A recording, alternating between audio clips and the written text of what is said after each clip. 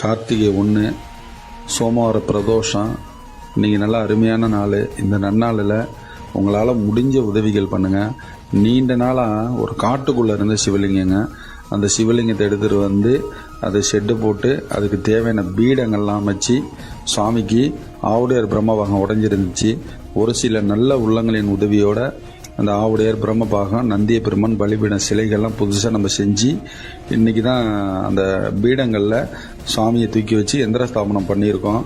இன்னும் ஒரு 10 நாளுக்குள்ளே இதுக்கு பிரதிஷ்டை விழா மிகப்பெரிய அளவில் பண்ணணும்னு ஆசைப்பட்றோம். இந்த பகுதிகளில் இது வரைக்கும் சிவன் கோயில் கிடையாதுங்க. சிவன் கோயில் போகணுன்னா கங்கை கொண்ட சோழபுரம் போகணும்.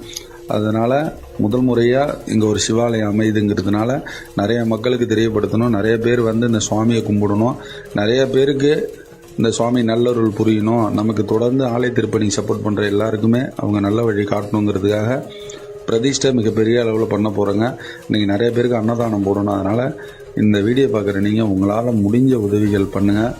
இதே போல் இன்னும் நிறைய ஆலயங்கள் வந்து காட்டுக்குள்ளே வெயிலில் மழையில் நிறைய இருக்குது. நம்ம தொடர்ந்து திருப்பணிகள் பண்ணிகிட்டு இருக்கோம்.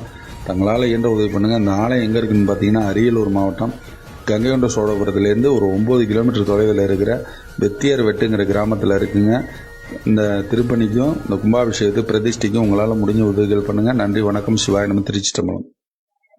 கார்த்திகை 1 சோமவார பிரதோஷம்.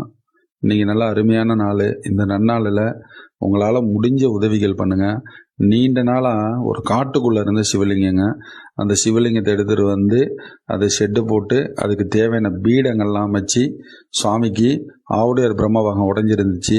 ஒரு சில நல்ல உள்ளங்களின் உதவியோட அந்த ஆவுடையார் பிரம்மபாகம், நந்திய பெருமான், பலிபீடம் சிலைகள்லாம் புதுசாக நம்ம செஞ்சு இன்றைக்கி தான் அந்த பீடங்களில் சுவாமியை தூக்கி வச்சு எந்திர ஸ்தாபனம் பண்ணியிருக்கோம்.